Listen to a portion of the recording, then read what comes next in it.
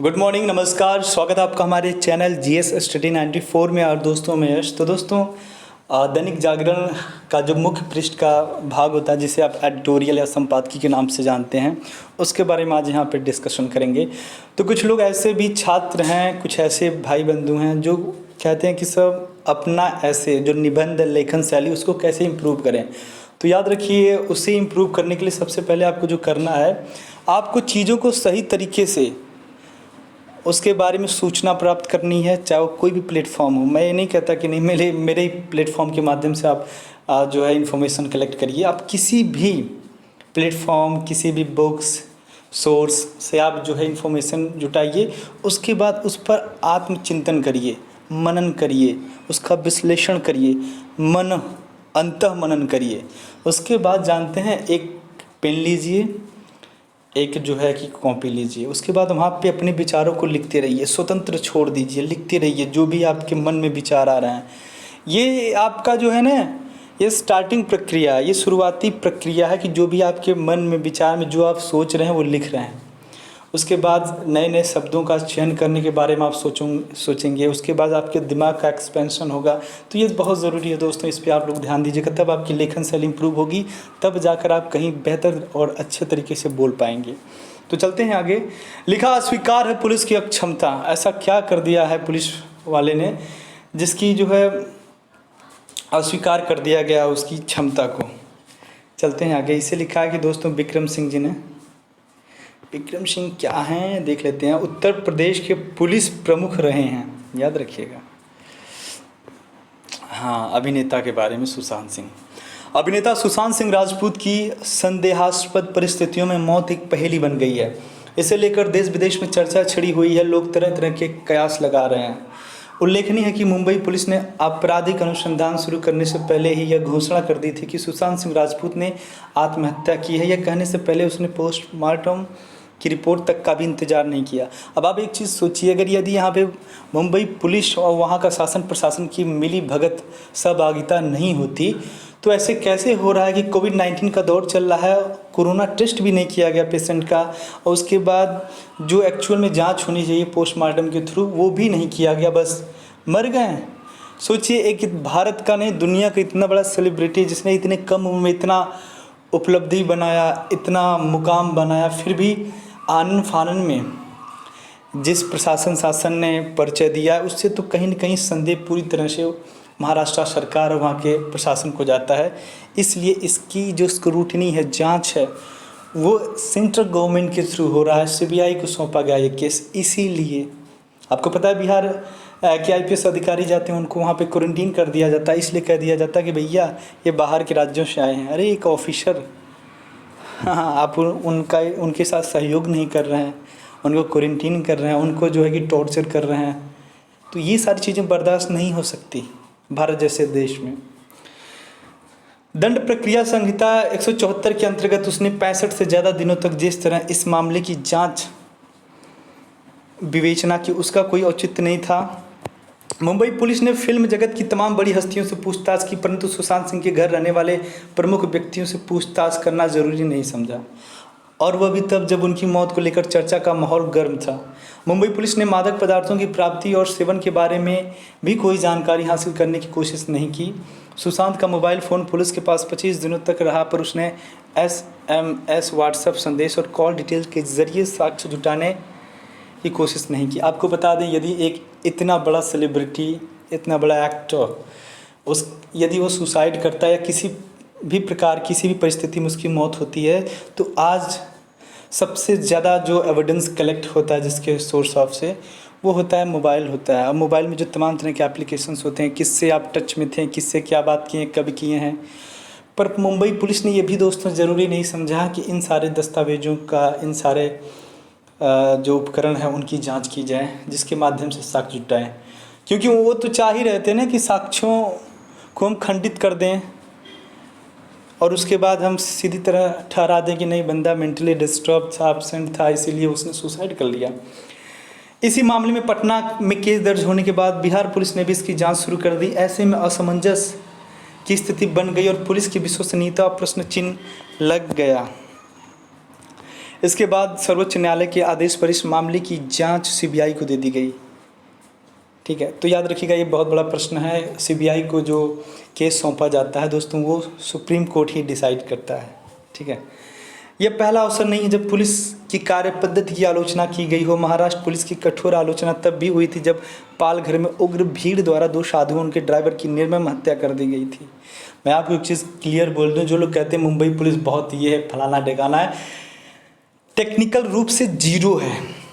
मैं आपको पर्सनली बता दूं, मैं वहाँ पे रहा हूँ, पढ़ा हूँ, टेक्निकल रूप से जीरो है। वहाँ के जो कांस्टेबल हैं, जो बड़े बड़े पदों पे हैं, एसआई इंस्पेक्टर के रैंक पे हैं, जानते हैं कैसे होते हैं? वहाँ के जो मूल निवासी हैं मराठी हैं और कुछ डोंगरी वगैरह हैं। कौन कौन सी जाते हैं? डोंगरी नहीं है, मराठी हैं, मतलब यहाँ के जैसे एसटी लोग हैं ना, वहाँ के ऐसे लोग हैं। और वहाँ पे इतना ज़्यादा रिजर्वेशन दे दिया जाता है उनको कि मतलब यदि बस आप फिट हैं तो आप इंस्पेक्टर हैं, एसआई है, ये होता है। और अभियांत्रिक जो होता है टेक्निकल रूप से वो जीरो होते हैं। मेरी जब मोबाइल वहाँ पे खोई थी तो मैं बोला कि सर मेरी मोबाइल खो गई। मैं ट्रैक कर लिया था, जो एक होता है ना एप्लीकेशन, उसके माध्यम से मैं बोला कि देखिए सर यहाँ पे मेरी मोबाइल ऑन हुई इतने बजे। तो उसने कहा अरे भैया थोड़ा 4-5 और मोबाइल है उसको भी ट्रैक करो। और मैं बता रहा हूँ वर्सोवा मुंबई पुलिस थाने की मैं बात कर रहा हूँ। मैं इस चीज़ का प्रत्यक्षदर्शी हूँ और मेरी जब मोबाइल खोई थी तो मैं उस चीज़ को जान चुका हूँ कि मुंबई पुलिस में होता क्या है। दुनिया भर की जो गंदगी है, हाँ, कत्लेआम, रेप, छिनैती, अपहरण, सारी चीज़ें तो मुंबई में ही है। तो पुलिस के जैसे पदों पर यदि आप रिजर्वेशन देखेंगे, किसी की हाइट 5 फुट की है उसको आप भर्ती कर देंगे तो क्या होगा? यही सब होगा ना। कम से कम सेना में, पुलिस में इस तरह की चीज़ों को छूट नहीं देना चाहिए कि इंसान थोड़ा तगड़ा रहे, दिमाग रहे, तब जाके आप सेलेक्ट करिए, नहीं तो यही होगा। और यहाँ पे जिस तरह से लिखा गया, जिस निर्मम तरीके से हत्या की गई थी 2 साधुओं की, तो कहाँ थी मुंबई पुलिस? आपने देखा कि मुंबई पुलिस के जो 2 कांस्टेबल या एसआई रहे होंगे वो धक्का मारते हैं, भीड़ को सौंपते हैं कि लो अपना शिकार लो। और आज तक उसकी जांच के बारे में कुछ पता नहीं चला।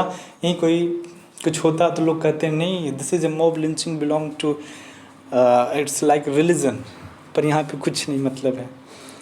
ऐसी एक घटना शिवाचार्य नामक साधु के साथ नांदेड़ में हुई। इसके बाद 29 मई को भी पालघर में एक साधु पर जानलेवा हमला हुआ। इन हमलों से स्पष्ट है कि स्थानीय पुलिस का अभिसूचना तंत्र या तो बिल्कुल ही निष्क्रिय था या पुलिस किन्हीं कारणों से इस दिशा में क्रियाशील नहीं हो पा रही थी।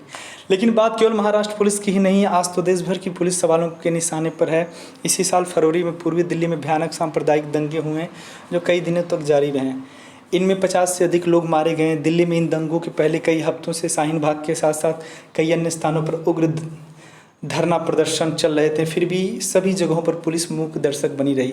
तो दोस्तों यहाँ पे देख सकते हैं कितने एग्जाम्पल के माध्यम से बताया जा रहा है कि जो पुलिस प्रशासन है पूरे भारत की, मैं बता रहा हूँ, जिस तरह से कई जगहों पे विशेष स्थानों पर घटनाएं हुई हैं और जिस तरह से पुलिस वहाँ की मौन रही, या फिर घटना हो जाने के बाद जिस तरह से उसने किसी का कोई साक्ष्य नहीं जुटा पाया, जो दोषी था, जो आरोपित था, उसको कटघरे में नहीं खड़ा कर पाई, ये बहुत बड़ी अक्षमता है। ये बहुत बड़ा प्रश्न है भारतीय पुलिस के सामने। तो आखिर ऐसा क्यों हो रहा है? अभी हाल ही में बेंगलुरु में सोशल मीडिया के एक पोस्ट को लेकर भड़की हिंसा ने भी पुलिस की निष्क्रियता को उजागर किया। ये मामले पुलिस की निष्क्रियता के कारण के उदाहरण मात्र हैं, अन्यथा ऐसा कोई राज्य नहीं जहां कानून व्यवस्था को चुनौती देने वाली घटनाएं न घटती रहती हों। इन सभी घटनाओं में स्थानीय पुलिस ने वह नहीं किया जो उससे अपेक्षा की जाती है। यदि मुंबई में समय रहते अपराध पंजीकृत हो गया होता और जांच के सार्थक प्रयास किए गए होते तो किसी तरह की असमंजस की स्थिति उत्पन्न नहीं होती। सच्चाई है। पुलिस का काम क्या है? कहीं पे यदि अपराध हो गया हो या अपराध होने की प्लानिंग की जा रही है, तैयारियां की जा रही है, तो वहाँ पे उस चीज़ को रोक दें और जहाँ पे अपराध हो चुका है उस घटना स्थल पर पहुंचकर साक्ष्यों के माध्यम से जो आरोपित है जो उसका पता लगाएं।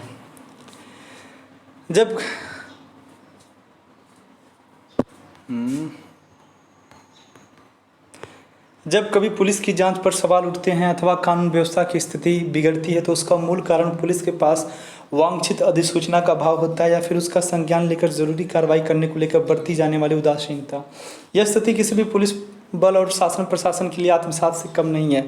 मैं आपको एक पर्सनली बात बताऊं, यदि आपके साथ किसी प्रकार की हिंसा हुई है किसी अन्य व्यक्ति के द्वारा, किसी के द्वारा, यदि आप सोचते हैं कि पुलिस के माध्यम से मैं गुहार लगाऊं, जो मेरी समस्याएं हैं उसका समाधान हो पुलिस के माध्यम से, तो आप कभी जाइए थाने में।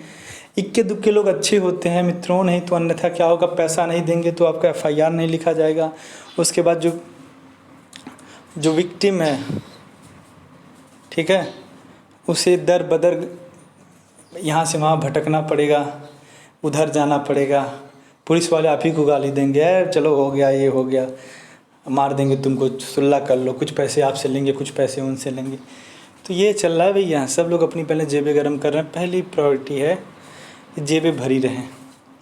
यही कारण है दोस्तों, सारे लोग प्रशासनिक चीज़ों में जाना चाहते हैं पर कोई सुधार के लिए नहीं जाना चाहता, सब लोग लूटने के लिए जाते हैं। जब आपको पता है कि देखिए होता है ना, जब तालाब में सारे लोग गंदे हो जाएं और एक व्यक्ति अगर अच्छे प्रवृत्ति का उसमें चला जाए, या तो उसकी हत्या कर दी जाएगी या तो उसे इस तरह बना दिया जाएगा, पैरालाइज कर दिया जाएगा, उसे पागल सनकी बवालिया कर दिया जाएगा। तो यही हो रहा सिस्टम में। जो सिस्टम में चोरी नहीं कर रहा है, जो एक दूसरे का चोरी में सहयोग नहीं कर रहा है, गलत कार्यों को बढ़ावा नहीं दे रहा, उसके बाद उस सिस्टम के लोग ही आपको साइड कर देते हैं, या तो आप ही को ख़त्म कर देंगे या तो कुछ और कर देंगे। ये हो रहा है, इस चीज़ को आप व्यक्तिगत स्तर पर महसूस कर सकते हैं। आए दिन जिस तरह से रिपोर्ट आ रहा है कि कई सारे IAS ऑफिसर सुसाइड कर ले रहे हैं, कई जो पुलिसकर्मी खुद को गोली मार रहे हैं, यही सब चीज़ें फ्रस्ट्रेशन है। आखिर क्या कारण है कि दंगाई निडर होकर निरंतर जनजीवन अस्त व्यस्त कर रहे हैं, राष्ट्र विरोधी नारे लगा रहे हैं और राष्ट्र मुख दर्शक बनकर बैठा है। ये एक भयावह स्थिति है। आज अपराधियों को समय रहते यह कड़ा संदेश देने की ज़रूरत है कि उनकी अवांछित राष्ट्र विरोधी गतिविधियों के खिलाफ त्वरित एवं कठोर कार्रवाई की जाएगी। जीरो टॉलरेंस की बहुत बातें हो गई, अब उसे ज़मीनी स्तर पर लागू करने की आवश्यकता है। पुलिस कार्य प्रणाली में ऐसी स्थितियों से निपटने के लिए पर्याप्त अभिलेखीकरण, दिशा निर्देश एवं परिपत्र उपलब्ध है। आंतरिक सुरक्षा योजना प्रत्येक जनपद का एक अति महत्वपूर्ण अभिलेख होता है, जिसमें तनाव एवं अन्य आपात स्थिति में प्रभावी कार्रवाई के लिए विस्तृत दिशा निर्देश मौजूद है। इनका पूर्वाभ्यास महीने में एक बार किया जाना चाहिए और जहां कभी त्रुटियां नज़र आए उन्हें दूर किया जाना चाहिए, परंतु यह प्रक्रिया शायद ही कभी पूरी की जाती है। प्रशासन एवं पुलिस की ये मौलिक उपकरण है जिनके माध्यम से अपराधियों एवं कानून व्यवस्था को भली भांति नियंत्रित किया जा सकता है। रही कानून की बात तो राष्ट्र का उत्तर प्रदेश गिरोहबंद अधिनियम, Maharashtra organized crime control act आदि ऐसे प्रभावी अधिनियम है जिनके उचित प्रयोग से न केवल अपराधियों में भय और आतंक व्याप्त होगा। मैं यदि मुझे कंपेयर करने का अवसर मिले, मैं आपको बता दूं तो मुंबई पुलिस से जो उत्तर प्रदेश है ना, 1000 गुना बेटर है। बेटर इक्विपमेंट है, हथियार हैं, टेक्नोलॉजी है, अच्छे ऑफिसर्स हैं। मैं इस बात डंके की चोट से कर सकता हूँ। अभी तो उन्हें शरण देने वाले भी दुस्साहस करने से पहले कई बार सोचेंगे। यह संतोष का विषय कि अगर उत्तर प्रदेश में सार्वजनिक और निजी संपत्ति को हुए नुकसान की भरपाई दंगाइयों से करने संबंधी अधिनियम लागू कर दिया गया है। कर्नाटक और अन्य प्रदेशों ने भी इस प्रकार का अधिनियम लाने की इच्छा व्यक्त की है। उम्मीद है कि जल्द से जल्द यह अधिनियम पूरे देश में लागू होगा। आगे क्या कारण कि दोस्तों, जो चीज़ें पहले से मौजूद हैं उत्तर प्रदेश पुलिस विभाग में, क्यों अन्य राज्य करना चाहते हैं? क्योंकि उसके द्वारा जो फीडबैक लिया जा रहा है, मिल रहा है, अन्य राज्यों में भी वो तेज़ी से बढ़ रहा है। एक लुंज पुंज कानून व्यवस्था अपराधियों, चरमपंथी दंगाइयों के विरुद्ध ठोस कार्रवाई करने में कर्तव्य विमूढ़ रहती है। इसके दूरगामी परिणाम और भी ज़्यादा नकारात्मक होते हैं जब अपराधी बेखौफ होकर विचरण करते हैं या फिर शरारती तत्व मनमाने तरीके से कानून अपने हाथ में लेते हैं। तब आम जनता में यही धारणा बनती है कि शासन प्रशासन उनके आगे बेबस है। इस धारणा को तत्काल बदलने की आवश्यकता है। इसके लिए कड़े अधिनियम, शीघ्र विवेचना, त्वरित न्यायिक प्रक्रिया एवं दंड आवश्यक है। इस कड़ी में हमें सर्वप्रथम पुलिस सुधार करना होगा। अभी पुलिस में लगभग 30% पद खाली पड़े हैं। इन खाली पदों को जल्द भरा जाना चाहिए। पुलिस बल को उच्च कोटि का प्रशिक्षण भी देना होगा। उसे वैज्ञानिक अनुसंधान के तौर तरीकों, रोबोटिक्स, आर्टिफिशियल इंटेलिजेंस के साथ साथ अत्याधुनिक उपकरणों से भी लैस करना होगा। बगैर ऐसे किए कानून के शासन की स्थापना कठिन है। तो दोस्तों, आज के लिए इतना ही। नमस्कार। यदि जब आपसे डिबेट कर रहे हों, इसे देखिए आप लेखन शैली में कैसे लिख सकते हैं। आपके पास भी कई विचार होंगे, कई सारे जहन में बात चल रही होंगी पुलिस को लेकर, जिस तरह से आपने आंखों देखी चीज़ें देखा होगा। कि न्याय के लिए कोई आपका फ्रेंड गया, आप खुद गए हों, उसके बाद जो बर्ताव किया गया पुलिस के द्वारा, उस चीज़ को भी आप लोगों के सामने रख सकते हैं। तो आज के लिए इतना ही। नमस्कार, धन्यवाद।